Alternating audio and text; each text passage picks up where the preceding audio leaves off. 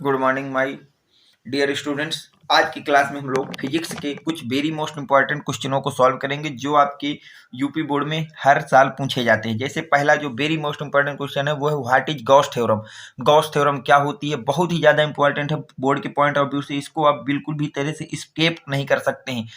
आप वीडियो को स्केप करके मत देखिए। अगर आपके पास हैंड रिटन नोट्स है तो कोई बात नहीं, अगर नहीं है तो इसको अच्छी तरह से समझिए और अपने नोट्स बनाइए। देखिए बेटा, पहला बोला गया है व्हाट इज गॉस थ्योरम की। गॉस थ्योरम क्या है? Gauss law state that the net flux through any close surface equal the net charge inside that surface divided by E not, epsilon not जिसको बोलते हैं, सॉरी। तो Gauss ने ये बताया था कि अगर आपको फ्लक्स कैलकुलेट करना है, जो फ्लक्स होता है किसी भी क्लोज सरफेस के पास, तो वो इक्वल होता है किसके बराबर बेटा? उस क्लोज सरफेस के इनसाइड जितना चार्ज है और उसको डिवाइड कर दें एप्सिलॉन नॉट से।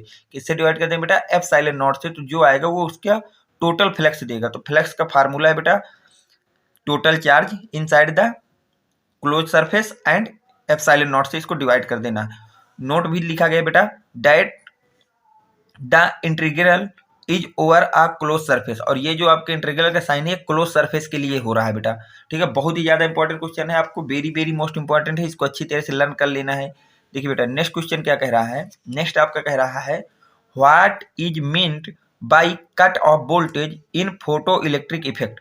बोला गया है कि फोटो इलेक्ट्रिक इफेक्ट में कट ऑफ वोल्टेज का क्या मतलब होता है बेटा। तो ध्यान समझिएगा बेटा, कट ऑफ वोल्टेज जिसको वी नॉट से रिप्रेजेंट करते हैं is the minimum negative anode voltage for which the photo current of the circuit reduced to zero।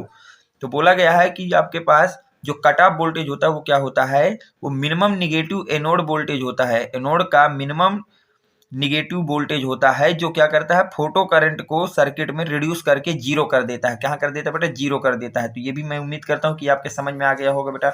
चलते हैं नेक्स्ट इंपॉर्टेंट क्वेश्चन की तरफ। नेक्स्ट क्वेश्चन कह रहा है what do you understand by interferation interference. Interference से आप क्या समझते हैं? Write the essential condition for interference of light. तो आपको पहले बताना है कि इंटरफेरेंस से आप क्या समझते हैं और दूसरा आपको इनिशिएशन इसेंशियल कंडीशन आपको एक्सप्लेन करना है कि इंटरफेरेंस की क्या होती है। तो पहला interference, interference is the phenomena of superimposition of two or more waves having same frequency emitted by current sources such that amplitude of resultant wave is equal to the sum of the amplitude of the individual waves। ठीक बेटा, ये आपकी हो गई क्या? Understand interference की definition हो गई। अब आपसे पूछा गया condition of interference of light. Interference of light की कंडीशंस क्या होंगी? तो पहली कंडीशन देखिए बेटा, the source must be coherent, they must maintain a constant phase with respect to each other. बोला गया है कि जो आपको सोर्स लेना है उसके पास हमेशा ऐसे पावर्स होनी चाहिए कि वो मेंटेन रखे किसको बेटा? फेज को कांस्टेंट रखते हुए चलनी चाहिए। अगला बोला गया है the waves must have the identical wave length. जो आपकी वेव होनी चाहिए उसकी वेव लेंथ हमेशा क्या होनी चाहिए बेटा? आइडेंटिकल होनी चाहिए। नेक्स्ट बोला गया है the two source must B narrow because, जो टू सोर्स होने चाहिए टू सोर्सों के बीच में नैरो होना चाहिए। बिकॉज क्या होता है बेटा? A broad source of light is equivalent to a large number of narrow sources. ठीक, अगला जो बोला गया बेटा सोर्स शुड बी मोनोक्रोमेटिक। जो सोर्स होना चाहिए वो कैसा होना चाहिए? शुड बी मोनोक्रोमेट होना चाहिए बेटा। अगला देखिए सब जो आपका इसकी कंडीशन है distance between two sources should be very small. To sources के बीच में जो डिस्टेंस होनी चाहिए वो वेरी स्मॉल होनी चाहिए, बहुत ही स्मॉल डिस्टेंस पे होनी चाहिए। Wave length of to sources should be same. और जो टू सोर्सेस होनी चाहिए उनकी वेव लेंथ आपस में क्या होनी चाहिए बेटा? सेम होनी चाहिए। Amplitude of waves should be same. और जो वेव्स हो उसका एम्पलीट्यूड्स भी आपका सेम होना चाहिए। एम्पलीट्यूड्स भी क्या होना चाहिए बेटा? सेम होना चाहिए। Next, wave should be in the same state of polarization. और जो उनके पोलराइजेशन का स्टेट हो वो सेम होना चाहिए। ठीक, ये आपका क्वेश्चन हो गया। अगला जो लॉन्ग क्वेश्चन है बेटा आपका सीधे 5 मार्क्स में पूछा जाएगा, इसको समझिए, बहुत ही ज्यादा इंपॉर्टेंट क्वेश्चन है। बोल रहा है what is ionization potential. Ionization potential क्या है? Write down the expression of energy of an electron in nth orbit in hydrogen atom. और हाइड्रोजन एटम के nth ऑर्बिट के इलेक्ट्रॉन की जो है इक्वेशन लिखना है, एनर्जी की इक्वेशन लिखना है। इसके बाद आपको डिटरमाइन करना है the value of first excitation potential की और आयनाइजेशन पोटेंशियल की। तो सबसे पहला आपका सवाल है कि आयनाइजेशन पोटेंशियल किसे कहते हैं। तो ध्यान समझिए बेटा, आयनाइजेशन पोटेंशियल क्या होता है। Ionization potential is the energy needed to remove an electron from an isolated atom और मॉलिक्यूल्स। क्या है आयनाइजेशन पोटेंशियल? कुछ नहीं बेटा, ये एनर्जी है, नीडेड है, जो रिमूव करना होता है आपको इलेक्ट्रॉन को किसी भी आइसोलेटेड एटम या मॉलिक्यूल से। किसी भी आइसोलेटेड एटम या मॉलिक्यूल से इलेक्ट्रॉन को रिमूव करने के लिए जो एनर्जी दी जाती है, जो रिक्वायरमेंट होती है, उसी एनर्जी को हम लोग आयनाइजेशन पोटेंशियल बोलते हैं। उस एनर्जी को क्या बोलते हैं बेटा? आयनाइजेशन पोटेंशियल बोलते हैं। नेक्स्ट क्वेश्चन आपसे बोला जा रहा है बेटा, right down the expression of energy of an electron in nth orbit in hydrogen atom. nth orbit में हाइड्रोजन एटम के nth ऑर्बिट की क्या करना है बेटा? आपको एक्सप्रेशन एक्सप्लेन करना है। अब ध्यान समझिएगा एक्सप्रेशन कैसे निकलेगी। देख बेटा, energy of an electron in nth orbit in hydrogen atom, ये आपका कोई न्यूक्लियस है बेटा, न्यूक्लियस हो गया, कोई एटम है, और ये आपकी nth ऑर्बिट है जो मैंने लास्ट में बनाई हुई। ये क्या बेटा? आपकी nth ऑर्बिट है। अब इसमें एक इलेक्ट्रॉन मूव कर रहा है v वेलोसिटी से। तो इसकी अगर टोटल एनर्जी लिखनी है तो आप याद रखिए बेटा, टोटल जो एनर्जी होती है वो हमेशा kinetic energy plus potential energy के इक्वल होती है। टोटल एनर्जी क्या होती है? Kinetic energy plus potential energy के बराबर होती है। तो मैंने मान लिया कि जो टोटल एनर्जी वो E है, टोटल एनर्जी क्या है बेटा? E है, और काइनेटिक एनर्जी को Ke तथा पोटेंशियल एनर्जी को Pe लिख लिया। पोटेंशियल एनर्जी क्या लिख लिया बेटा? Pe लिख लिया मैंने। अब देखिए, सबसे पहले मैं काइनेटिक एनर्जी को फाइंड आउट करूंगा। किसको फाइंड आउट करूंगा बेटा? काइनेटिक एनर्जी को। तो काइनेटिक एनर्जी कितना हो जाएगा? mv² equal to 1/4πε0 Z e. ये न्यूक्लियस का चार्ज है बेटा और ये इलेक्ट्रॉन का चार्ज है। ये न्यूक्लियस है, ये इसको हम लोग Q1 मान लें अगर, तो Q1 बराबर हो जाएगा जेडी और Q2 बराबर हो जाएगा बेटा E। तो Q1 इंटू Q2 होता है, तो Q1 की जगह जेडी और Q2 की जगह E बराबर R²। दोनों तरफ अगर हम 1/2 से डिवाइड कर दें, 1/2 से क्या करते हैं बेटा? डिवाइड कर दें 2 से, तो ये बन जाएगा हाफ mv²/r। तो ये बन जाएगा 1/8πε0 जेडी इंटू R²।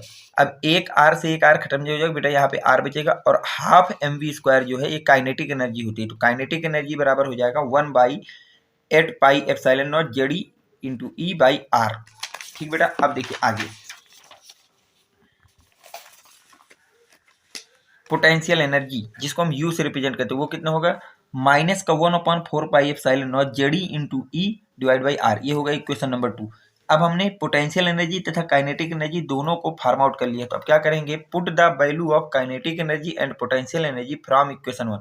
अब इक्वेशन 1 में काइनेटिक एनर्जी और पोटेंशियल एनर्जी दोनों की वैल्यू पुट करेंगे। तो जब पुट करेंगे तो E बराबर बेटा kinetic energy plus potential energy, तो Z e into E/8πε0r minus Z e into E/4πε0r।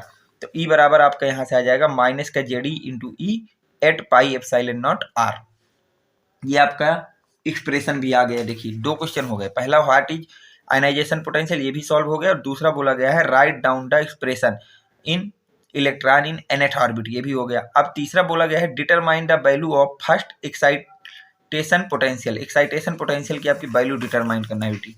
देखिए, value of first excitation potential, the energy of an electron in nth Bohr orbit of an atom is given by the expression. जो आपके nth orbit की energy होती, जो बेटा nth orbit की हमारी energy होती है वो कितनी होती है? En बराबर होता है माइनस का 13.6 Z²/n² इलेक्ट्रॉन वोल्ट, इतनी होती है एनर्जी। अब देखिए, अगर ये बेटा आपकी एनर्जी है तो यहाँ से देखिए सवाल कैसे होता है। वेयर Z एटॉमिक नंबर होता है। Z क्या होता है बेटा? एटॉमिक नंबर होता है। जो Z होता है वो क्या होता है बेटा? एटॉमिक नंबर होता है। Z क्या होता है बेटा? आपके पास एटॉमिक नंबर होता है। और हाइड्रोजन के लिए इसकी वैल्यू कितनी होती है? 1 होती है बेटा। तो जब हम इसमें रखेंगे तो En बराबर कितना हो जाएगा बेटा? माइनस का 13.6। अब Z की जगह 1 रखोगे, 1 का स्क्वायर 1 आएगा, कोई अंतर नहीं, divide by n² electron volt. For first excitation का मतलब होता है n1 से n2 जाना है। तो n1 बराबर होता है 1 और n2 बराबर होता है 2 बेटा। तो E2 माइनस E1 बराबर हो जाएगा डेल्टा E, जो कि हो जाएगा माइनस का 13.6 1/n1² माइनस 1/n2²। अब यहाँ से डेल्टा E बराबर हो जाएगा बेटा आपके पास माइनस का 13.6 ब्रैकेट के अंदर 1/1 का स्क्वायर माइनस 1/2 का स्क्वायर। जब इसको सॉल्व करोगे तो यहाँ से वैल्यू आ जाएगी बेटा माइनस का 13.6, 4 - 1 डिवाइड बाई 4।